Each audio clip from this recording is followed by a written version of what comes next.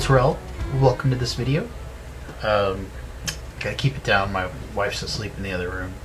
But I wanted to do a quick sketch video. I've got a drawing, I can't wait to color it, it's one of my favorites. But I also wanted to try something different. I've set up two video cameras, one for the drawing so you can see it as it's being done, and then one so that I can see you guys, or you can see me while I talk, because I always think it's interesting to see people while they're talking instead of just hearing a random voice from from the video. So I hope it works. Let me know if you like this format. All right, this is my cat Gemini. Hey Gemini. All right, let's get started. So I saw this little old lady at the grocery store yesterday. She was absolutely amazing. Like, I've seen her around town several times, and every time I see her, it's just like, oh, she's adorable. Yeah, she's like 3 feet tall, maybe a little taller. She's got little tiny stick legs, but she's like really wide, and just these adorable chubby cheeks, and her hair is like gigantic and poofy, and I love everything about her. She's amazing. So today I'm gonna color this up, and I guess I should get started. This is my marker setup. I've had these markers for like, I don't know, going on 15 years, 10, 15 years, something like that. My wife made this little octopus. It's cute. Okay, so to start with, I'm gonna lay in just some brown tones for the marker. Bam.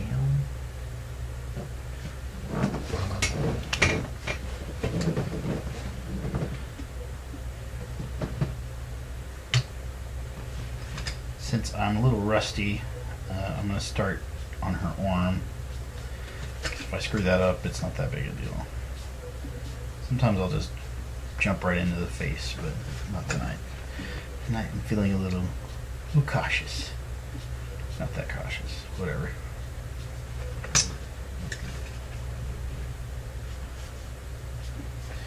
So I wanted to talk about a little bit about confidence as an artist, because that's one thing I get questions about a lot from people, is how do you build up your confidence as an artist? And I've got some experience with that, good and bad experiences, and so I'm looking forward to sharing some of my insights on that. So when I first started, I was not a great artist. Most of my friends were a lot better than I was. I mean, going all the way back to like elementary school, I remember my friends would do a sketch and everybody would gather around and be like, oh, that's so cool. And then I'd do a sketch and they're like, whatever. Yeah. But I decided I didn't care. I was just going to learn how to draw anyways, and hopefully get better at it eventually.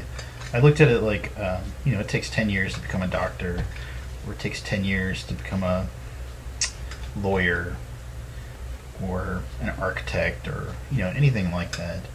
Anything worth doing for a living is going to take an investment of a considerable amount of time. And so those first few years especially, I didn't mind getting bad criticism. It did add up after a while, where people, well, you can only get told you should go into some other art career so many times before you start taking it to heart. I mean, at first it was just like I was just doing it because I really, really just genuinely love telling stories. But I'll give you an example. Like, my first comic book I did was in 1997, and I was like 19 years old, and I had never drawn comics before. In fact, before that, I had maybe drawn 3 pages in my whole life. I'd always like made up stories, but I'd never I'd never like sat down and wrote a script and then turned it into actual pages and inked it and lettered it and all the things that go along with that. And so I found it fun. Like I just, it was a 7 or 8 page story, and I did it in less than a week. You know, penciling, inking, lettering, and I thought it was the best thing ever. And I took it to San Diego Comic-Con in '97, and I showed it to all my favorite artists, and they all just, it's like I just left a stinker in front of them.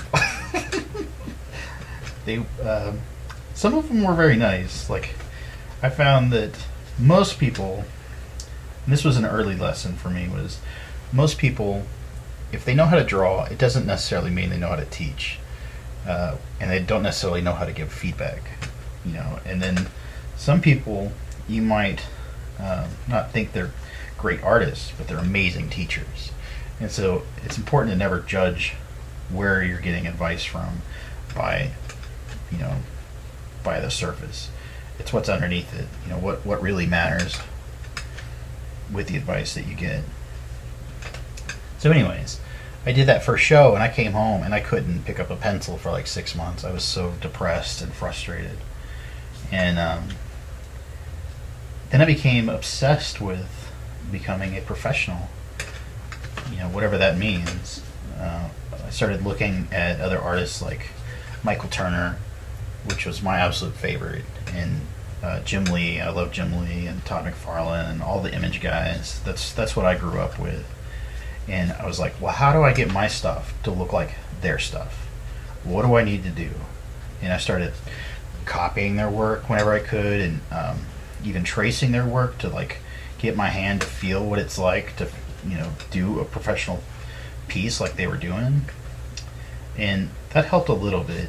But the problem was I got so insecure with my work because I can never get it to look like the way that their work looked.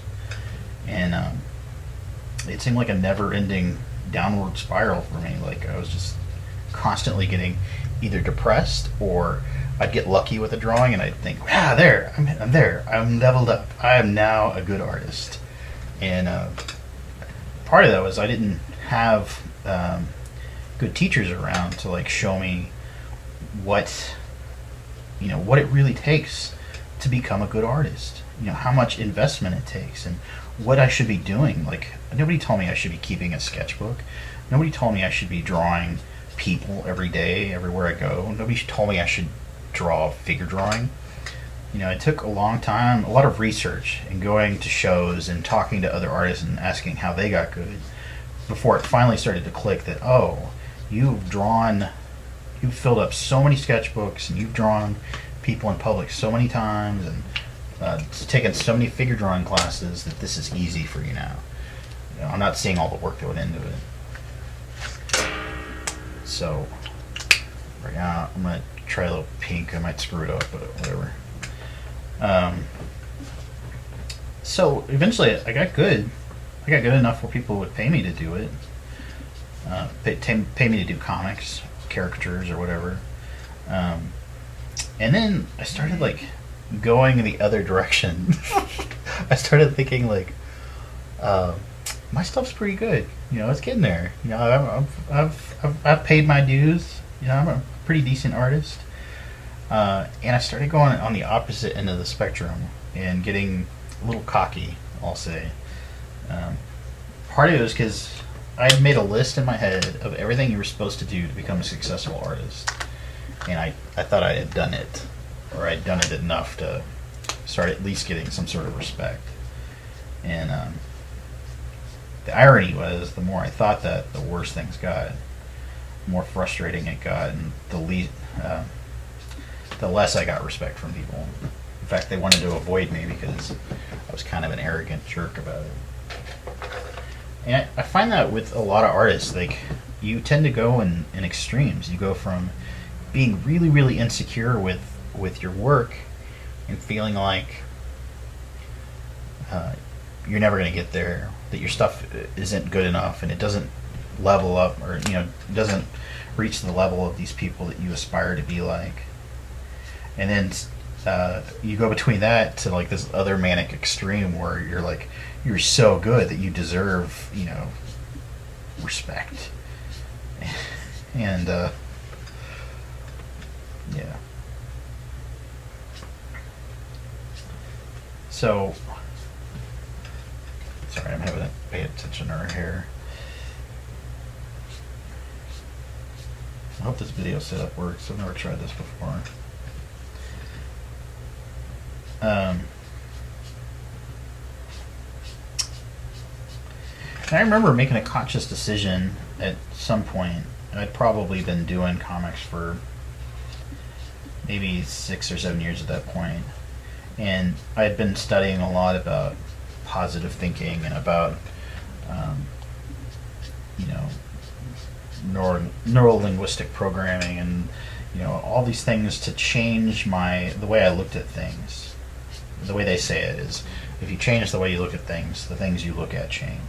And so I started, instead of saying I was a bad artist to myself, I started telling myself, I am now becoming the artist that people will appreciate. I'm now creating art that people will enjoy. You know, where before I would have said, this sucks. I'm never going to get good enough, or, you know, maybe someday I'll be good enough, or, and that type of mindset is very self-defeating. You know, because your payoff, your reward for all the work that you're doing is someday way down the road, and so your happiness is like at the whim of whatever random comment you get from any kind of stranger or from family member or some person that has an agenda against you or just their own agenda. And that's bad. So I started replacing those negative thoughts with, you know, I'm now becoming an artist that people like. I'm now creating art that people enjoy, want to pay for. And it worked. I started to like improving my work, and people started like liking my stuff instead of just tolerating it. And I started getting more freelance clients, and I started getting more comic book gigs, and I started getting, you know, I started having fun with it.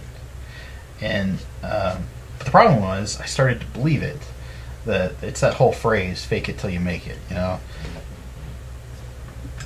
I started to feel like my stuff was good, like really, really good. And I was, you know, at a whole other level of whatever. It's whatever BS line you want to give yourself. And it started like putting me down the dark side path, where I started to be a jerk to everybody. You know, like I don't know. It's hard to explain it, but you might have experienced that yourself. And if you're one of those people, I'm sorry that I was a jerk to you ever.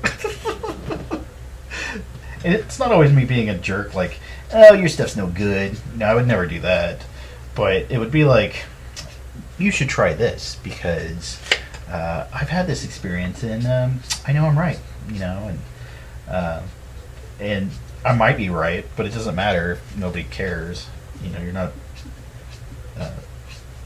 People aren't going to respect your opinion if they don't respect you.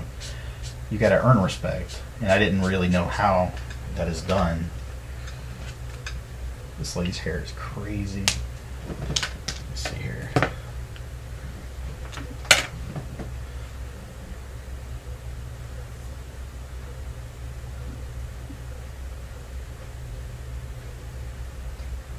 So the problem ended up being I didn't understand where respect came from. I didn't understand it at all. Like I knew there were artists that I respected, and I thought that the respect came from a certain level of quality of their work. And that's not it at all. Respect comes from, you know, people that do what they say they're going to do, and they do it for a long period of time. They stick with it, you know.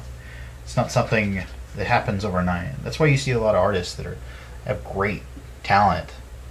They disappear after a while because they don't have the integrity to keep it up. You know, they don't have the stick-to-itiveness. They're in it for the glory, not for the love of what they're doing. And I didn't understand that. I thought that, respect came from fulfilling this checklist, and that doesn't work at all. So this is the little old lady right here. She's got all these crazy peace signs on her shirt. I was lucky. She sat down right in front of me. It was the most amazing gift ever. So yeah, my confusion with respect, was I didn't understand where it came from, and so I would overcompensate by sort of puffing myself up. Like, I would use this positive thinking I had found to say, like, yes, well, I am now becoming this person, which is different from I have already done this. You're talking about something you're going to do down the road instead of who you are now, instead of what you've already accomplished. And when you mix those two things up, it adds up to you being arrogant.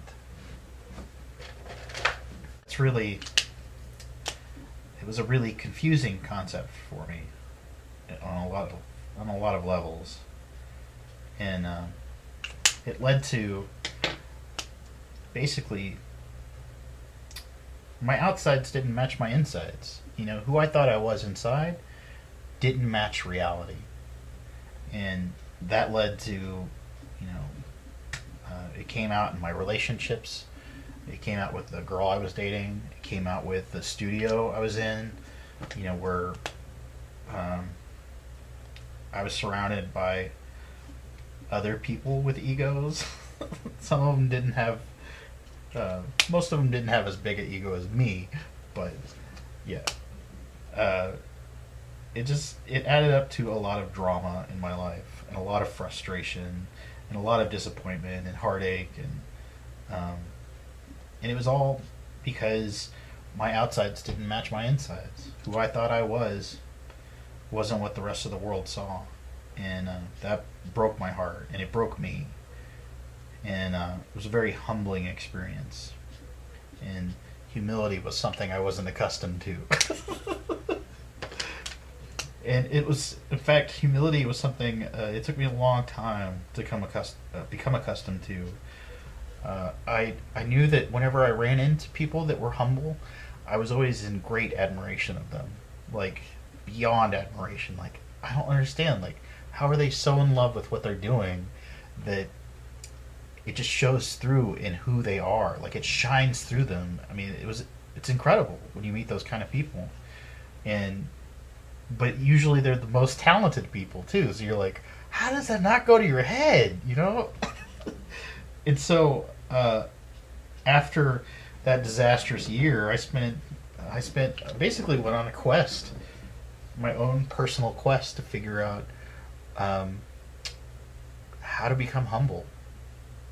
I mean, that's such a weird thing to want. Like, I literally ended up praying for humility, which is it's one of the hardest prayers to ask for, because you're not going to get humility instantly like that. There, now I'm humble, the most humble person around. No, it doesn't work like that at all. You just get more opportunities to find humility. You get more opportunities to be humbled, and same thing with patience. If you pray for patience or ask for to learn patience, you're not going to be blessed with patience. You're not going to be blessed with patience. You're just going to be blessed with more opportunities to be patient. Yeah. Sometimes it's frustrating like that, but that's how it works. If you want to learn math, you're not going to instantly know math. You're just going to have to find more opportunities to use math. So yeah, well, in the process of learning humility, of seeking humility, I tried a lot of different things that didn't work. Like, one of which, I thought, at some point in my life, I thought that it was too arrogant to accept praise from people. So like when people would compliment my work, which was what I was actually wanting, I would say, "Oh, it's not that great. You know, I could do better," or "There's so many better artists out there." Uh, that's just as arrogant as saying, "Yeah, it's pretty great.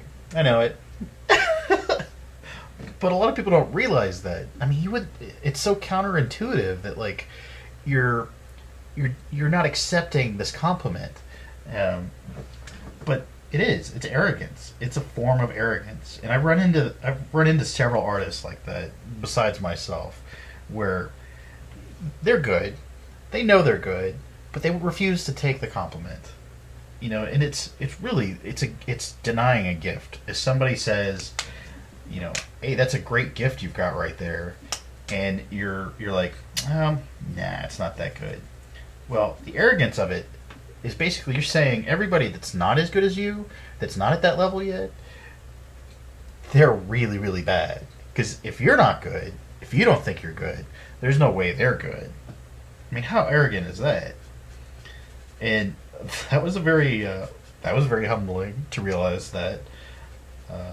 It never occurred to me that me saying my stuff wasn't good was telling all those amazing artists that were, you know, just a few rungs below where I was at. It was me telling them, "No, you suck." No, you need to accept the compliment, accept it for what it is. You know, it's a. I mean, for me, like I've come to believe that this gift doesn't belong to me. I mean, I talked about it in another people sketching video that I realized that this gift, I'd been squandering it for my own selfish purposes when it was actually something that I was given to make the world a better place. I was given to help other people, you know, to brighten their day when they're not having a good day, to, you know, give people peace and joy whenever I could. It's a gift, but it doesn't belong to me. It's something that's been lent to me for this, you know, for my lifetime. And I was kind of squandering it by denying it before whatever it was I was doing. Let me see here. This lady with her peace signs, man. She's so adorable. So you can see I did the peace signs first just because there's no way I'm drawing around that. And I might go back with like an opaque marker and make them pop a little bit.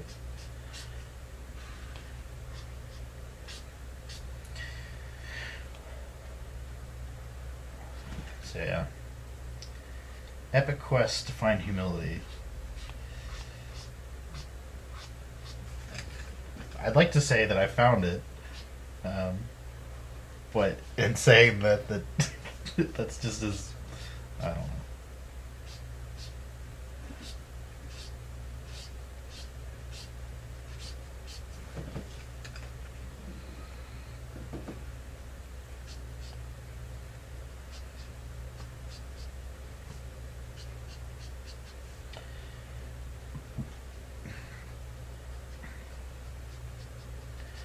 I'm always curious about other artists where they stand as far as, you know, how they see themselves and how they deal with their own egos and their own situations like that. Like especially artists I admire. And I've had the fortune of being able to ask a few of those artists, like one of my absolute favorite artists. You know, he's been a director on movies, and he's done, you know, some of the most gorgeous cartoon artwork I've ever seen, and I mean, just fantastic guy all around. And I had the fortune of like corresponding with him for a while, and I asked him, like, how do you deal with, you know, do you have problems with your ego, and how do you deal with it? And he says, yeah, he still has problems with it, even though, you know, he doesn't have the same kind of problem that I had, which was, you know, thinking you're too good or whatever. Well, I guess it is sort of the same problem. Right? He said that for him it was, you know, working on movies with a younger director with a lot less experience. and he's got this lifetime of experience that he's made mistakes, and he's worked with masters, and he knows what it takes to do this sort of thing and make it work. And so when he sees them not doing those things, he has to fight the urge to say, no, you're doing it wrong, because it's not his job when he's working underneath somebody else. Somebody above him made the decision that this guy, they're going to give him the reins and see what he can do. And he may make mistakes, and but you got to let it happen, and you got to do your best to do your job the absolute best you can. And it's funny, after he told me this story, I started running into that experience a lot, where I had to work with artists and mentor them in certain situations, and I found that if I tried to, I could see the mistake they were about to make way before they were going to make it, and it doesn't do any good if you tell them. They're just gonna either get mad at you, resent you, get frustrated with you, or all of the above, or they're still gonna make this mistake anyways. And so you can try and prepare them for it, but most likely they need to just make the mistake and learn it. But you sort of curse them by saying, you're about to screw this up. Because then they start getting self-conscious about it, and anyways.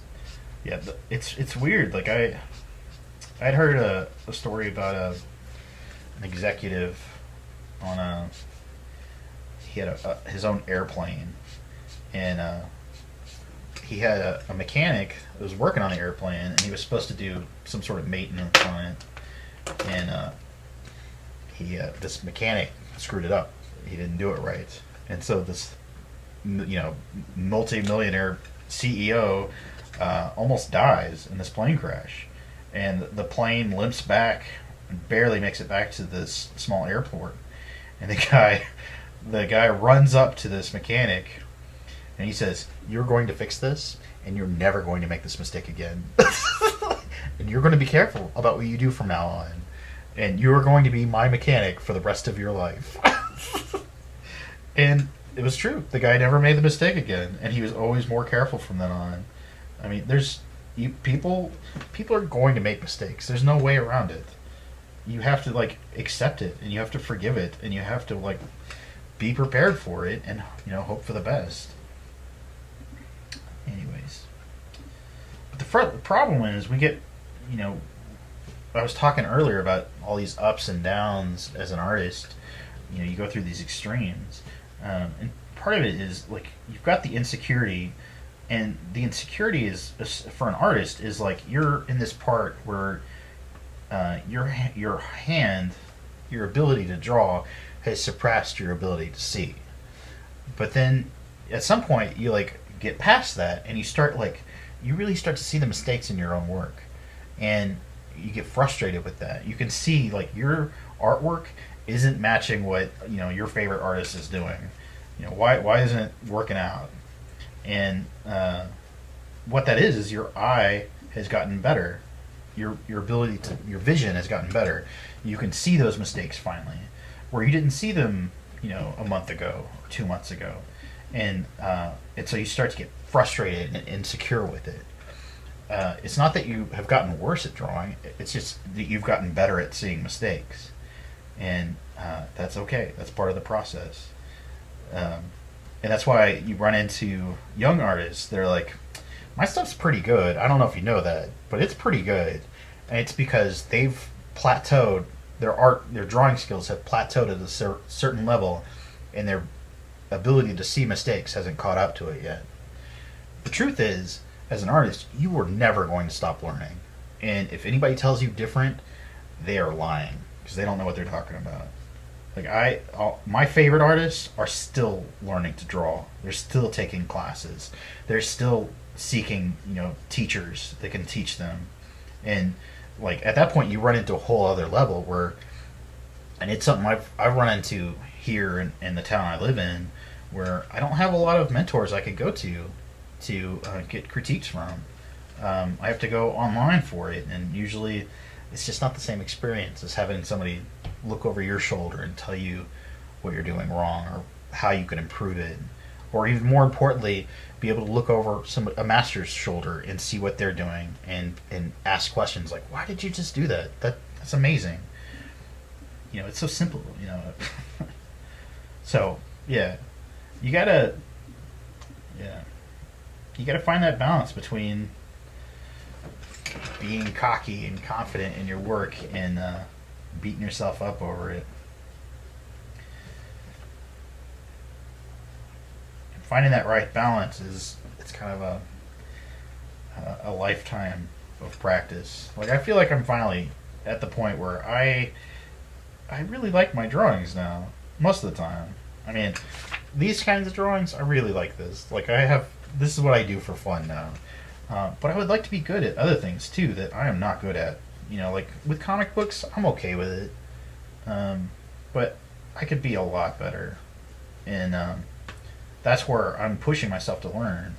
Same thing with painting. Like, I would like to be really good with landscape paintings and using gouache and or digital paintings. Like, I'm okay with those things, but I'm not I don't have a mastery of it like I do with this. Not that I'm a master at this, but I'm at a point now where I'm having fun with it, which is a good point. So, anyways, I think this video is already like 30 minutes or something. 211 seconds? No, that's too long. So, this little old lady, she's just adorable. I don't know what got me onto this. I just sometimes, like, I feel like I need to say something about something, and so I say it. I hope it's helpful to you guys, to my people watching this video.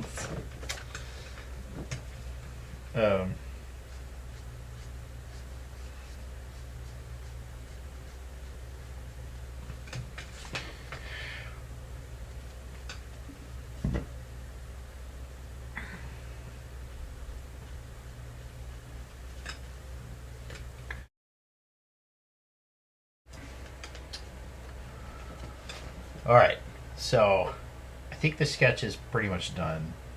It's not pretty much done. I could do a lot more to it. But this video is already like 30 minutes, and I don't want to... quite a few of you have said that you don't mind longer videos, but I don't want to push my luck. So I'll probably add just a little bit more, and then I'm going to call it a night, because it's already way past my bedtime, and I'm tired. It's been a long week.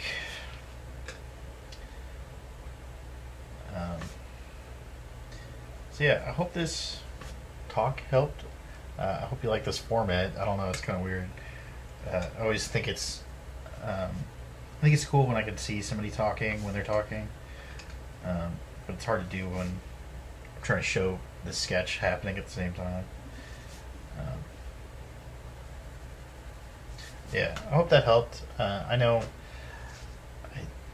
you got a lot of ups and downs when you're an artist, and you got to have a little bit of ego to make it through.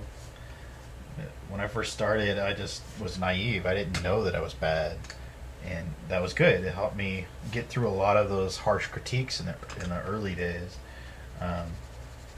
But that wears off after a while, and you start to realize that you're bad. And you want to improve, and you want to figure out how to improve. And yeah, I'll tell you a funny story. Talking about my first convention, my first comic book convention, there were 3 artists that gave me really good critiques out of all the horrible, critiques that made me want to cry. There were 3 that were really, really helpful. One was Steve O'Leaf, who was one of the very first comic book colorists when they moved over to digital. He used to run Ollie Optics, and he was the colorist on one of my favorite books, The Max. And I remember him. I don't know what he was going through at the time. Looking back on it, he was probably having a rough weekend himself. But I remember seeing him at Jeff Smith's booth, and this is the year that Jeff Smith blew up. And if you don't know who Jeff Smith is, he does a comic book called Bone, which is my favorite comic book. You got to go buy it. It's great. It's sort of like Lord of the Rings meets Bugs Bunny. It's good stuff. But yeah, so he's at. This is the year that Jeff Smith. I think it was the Trilogy Tour 2, and it was after.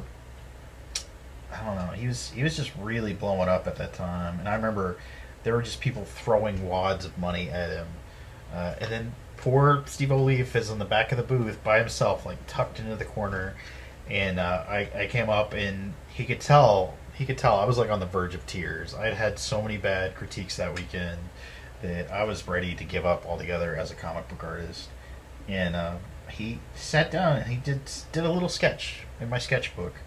He's like. Showed me what was wrong with one of the characters on one of my pages, and he's like, if you tried it this way, you'll get a better result, and it was very helpful. But it was more helpful that he just took the time, and even though I wasn't very good, he saw something. He was patient with me, and I will never ever forget that. I mean, that was, and that's part of why I'm so patient with other artists. Whatever level they're at, and even if they're caught up in ego, I'm still patient with them because I was one of those people, So there was that, and then there was an artist named Royo, who I have never seen a book of his ever since. Like I had already heard of his, not Royo, it's Roel. That's his name. But I haven't seen his work in years. But I remember I really liked his book when it came out, and then I happened to run into him at his table there at San Diego Comic Con, and I was showing him my book, and I said, "So this is bad, right? I should just give up now." And he's like, "I'll be honest, it's pretty bad. This because you use a lot of work." But then he like leans back. He looks to his side and he says, "Do you see this painting right here, leaning against the wall?" And I was like, "Yeah, I see it." And it was a pretty bad painting. He's like, "What do you think of that painting?" And I said, "It's all right." And he's like, "Be honest, really." I was like, "Okay, it sucks." And he said, "I did that 5 years ago." And I was like, "What? 5 years? That's insane." Because he went from like this really awkward painting to gorgeous. I mean, like. Luis Royo kind of stuff, or Julie Bell, or I mean, really, really beautiful work. He went to figure drawing and got really good at it. And he's like, "Yeah, I did that 5 years ago. So if I can go from that to where I am now in 5 years, you can do it too." I did not go that far. Part of it was he went to a really good art school, I think, and he had good mentors, where I stayed in Lubbock and was self-taught for many, many years. And then the third critique I got, which really gave me my confidence back, was Danzig. The musician. He had this comic book company at the time, and he looked at my book and he's like, "This is awesome! It's like the ink's just growing out of the page! It's like coming to life!" And I didn't believe him, but I was like, "Thanks, Roy. Thanks, Danzig. You're awesome." I'd never heard of his music before that, and I haven't really heard much since then, but it was nice. Anyways, so I should probably... Okay, we're probably at like 180 seconds now of this video.